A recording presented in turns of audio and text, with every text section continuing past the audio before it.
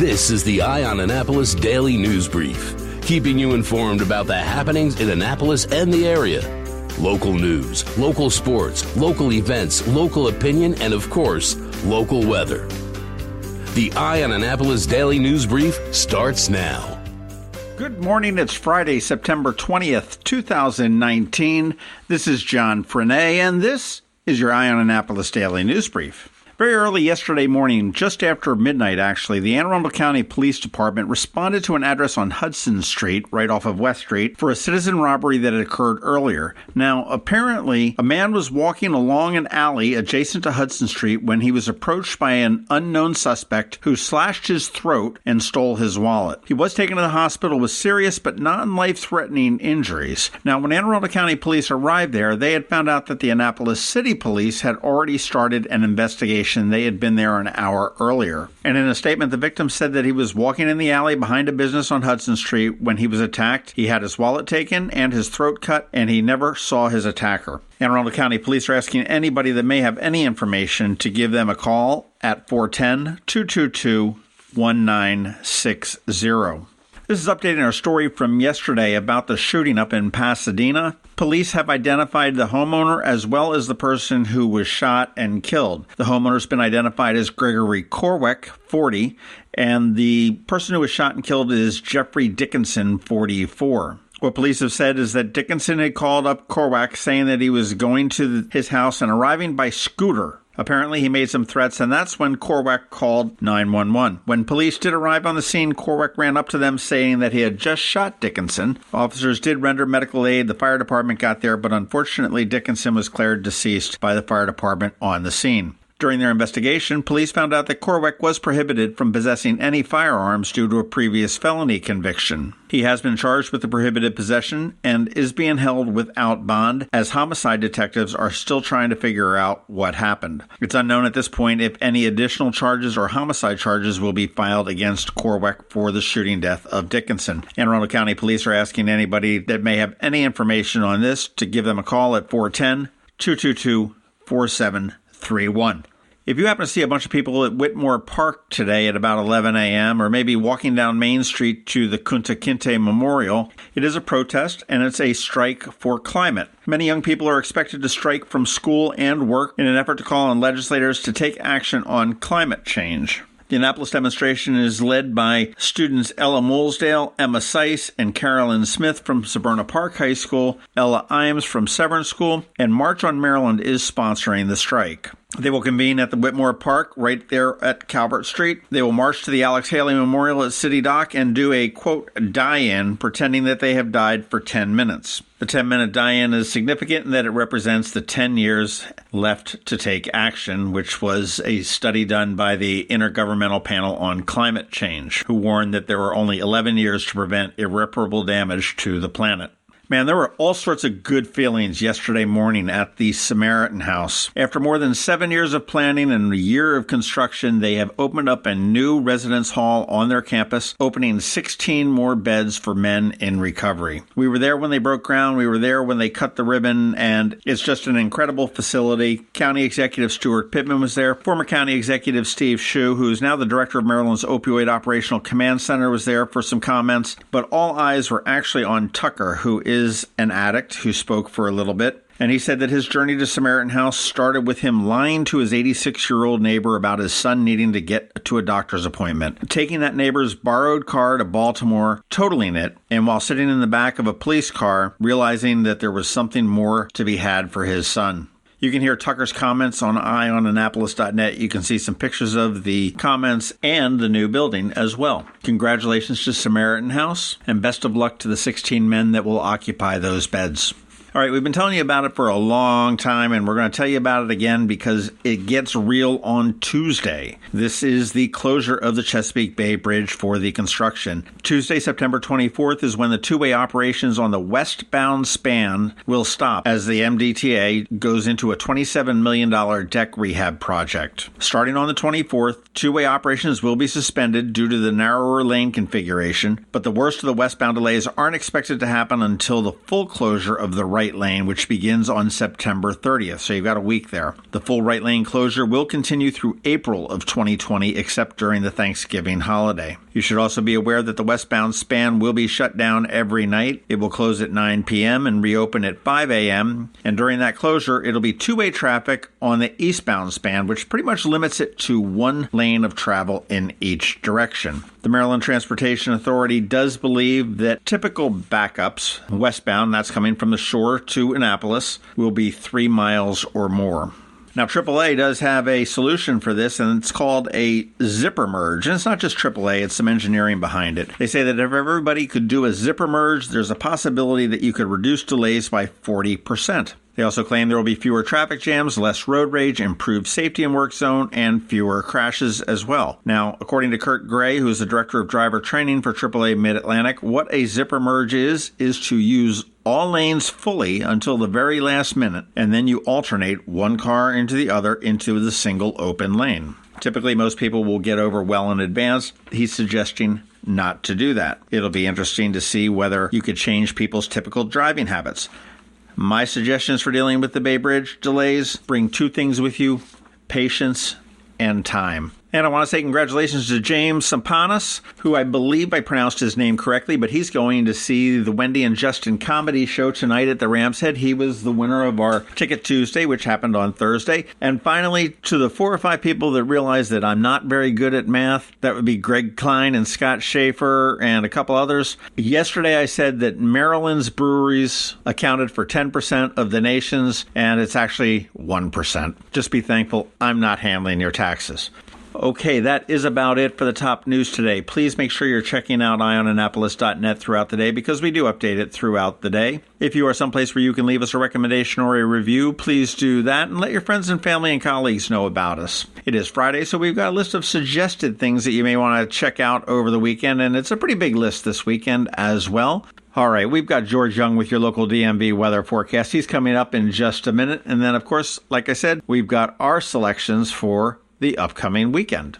September 28th, the second annual Twist and Stout Festival at Quiet Waters Park along the shores of the South River. Twist and Stout, a Maryland wine, craft beer, food, and arts festival presented by the Anne Arundel County Department of Recreation and Parks along with the Maryland Wineries Association. Sample dozens of craft beers and Maryland wines. There's music all day starring the Groove Spot Band, along with the Naptown Brass Band and Vertigo Red. Watch the Plein Air Painters and shop dozens of artisans, crafters, and food trucks. Tickets are on sale now at twistandstout.org.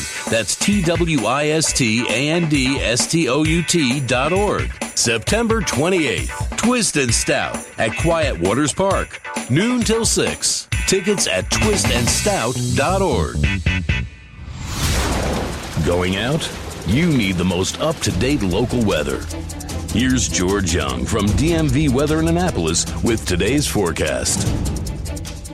Hey everyone, this is George with DMV Weather, and this is your Eye on Annapolis forecast for Friday, September 20th. After more nice weather yesterday, the Sunshine Parade will continue for the next several days for Annapolis and all of Anne Arundel County, with highs today in the upper 70s to maybe lower 80s, followed by warmer highs this weekend, with temps reaching the 84 to 89 degree range both Saturday and Sunday, with the expectation for more sunshine and 80s as we get into the first part of the work week next week. So be sure to get out and about this weekend, the last official weekend of astronomical summer before the fall equinox officially occurs on Monday the 23rd.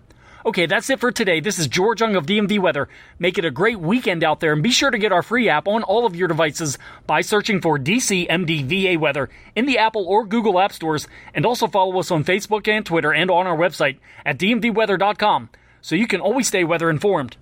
Suicide prevention starts with everyday heroes like you. Join us Saturday, September 21st at the Navy Marine Corps Stadium in Annapolis as we walk to fight suicide. Be a part of the movement turning hope into action. Funds raised will benefit the American Foundation for Suicide Prevention. Register today at afsp.org/Annapolis. Together, we can help stop suicide. Go to afsp.org/Annapolis. Every weekend, there's something exciting going on in the Annapolis area. Be sure to visit eyeonannapolis.net to sign up for a newsletter highlighting all the weekend events. Here are our top picks for this weekend. Hey, if you're into walking or running, this weekend is your weekend. Got a lot of things happening, and actually the fall is kicking into high gear with Homestead Gardens Fall Festival. This is their first weekend. It runs through the end of October, Saturdays and Sundays, and this is their 36th annual one. If anyone's ever been up to Homestead Gardens, you know how much fun it is. You can actually now purchase wristbands for admission to avoid the line. Wristbands are $12 per person, and they have a $6 wristband for senior citizens. You can go on to homesteadgardens.com and purchase them, but boy, they really do know how to do the Fall Festival really well, from the corn mazes to the pumpkin patches to the tractor rides to the farm animals, something for adults and kids alike. Also this weekend, Saturday and Sunday, over at the Byzantium Center, it is the annual Annapolis Fall Home and Remodeling Expo. Gives you a chance to get homeowners a chance to find contractors, get ideas for home improvements, garden improvements, enhancements, kitchens, baths, counters, you name it, they've got it. Tickets are only $5, and on Saturday, if you get there, you can meet Kevin O'Connor from This Old House. He'll be there giving out tips and everything else for you. Now, this is at the Byzantium Center, which sits on Riva Road, sort of across from the high school. It's right there by the Greek church. Tomorrow, up at the Navy Marine Corps Memorial Stadium, you've got the Out of the Darkness Walk for the American Foundation for Suicide Prevention, the Maryland chapter. With the rate of suicides, we've got to talk about it. You want to make sure you check out that podcast that we did with Kat Albrecht and Dean DeCamera about it. But this gets underway at 10 a.m., should be done by 2 p.m., and it is a walk from the Navy Marine Corps Memorial Stadium around town and back to the Navy Marine Corps Memorial Stadium, really to raise awareness and to fight suicide. You want to be part of the movement and turning hope into action. There will be resources there for you to help people. There will be resources there if you need help as well. On Sunday, also at the Navy Marine Corps Memorial Stadium, at noon, it is the Annapolis 911 Heroes Run. This is the Travis Manion Run, and it is a short 3.1-mile run or walk in honor of our fallen heroes. You can register on site, and that would be a good way to pay tribute to those who gave it all. Also on Sunday, starting at the Whitmore Park over on Calvert Street again, it is the 8th Annual Annapolis Recovery Walk. This gets underway at 10 a.m., goes till about 1 p.m., and it's a 1.3-mile walk through downtown Annapolis. And again, they're going to have all sorts of resources for those that are in recovery or for people that may need to be in recovery. Another one of the really serious things that is affecting us right now is the opioid crisis, and that would be a good thing to get out there and prove that together we are stronger.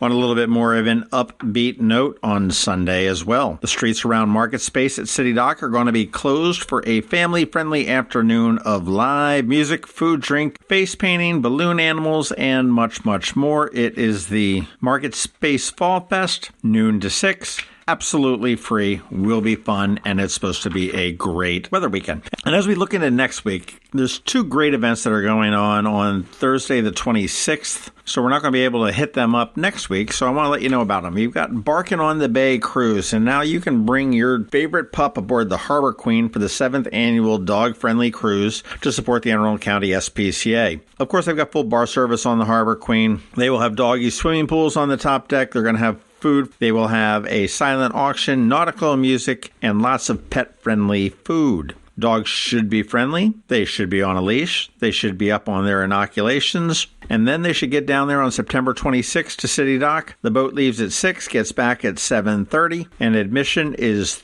$30 for adults. The pups are free. You can find more information at watermarkjourney.com. Also that night, Historic Annapolis over at the William Peka House is sponsoring the Blazers Bourbon and Cigars.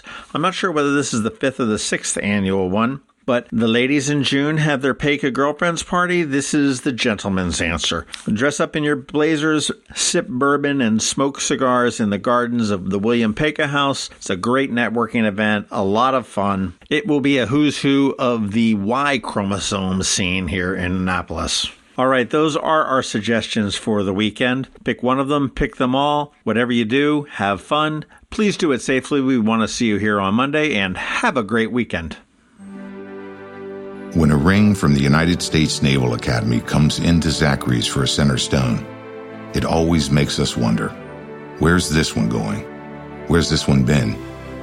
A nuclear sub in the North Atlantic? A carrier deck in the South Pacific? The moon?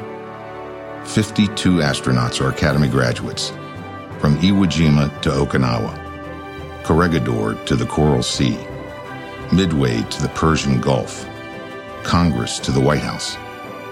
These rings go where America goes. 73 that went to war were awarded the Medal of Honor. But wherever they go, wherever they may serve, our admiration goes with them. Zacharys. Online at ZacharysJewelers.com. More than a jewelry store, a jeweler.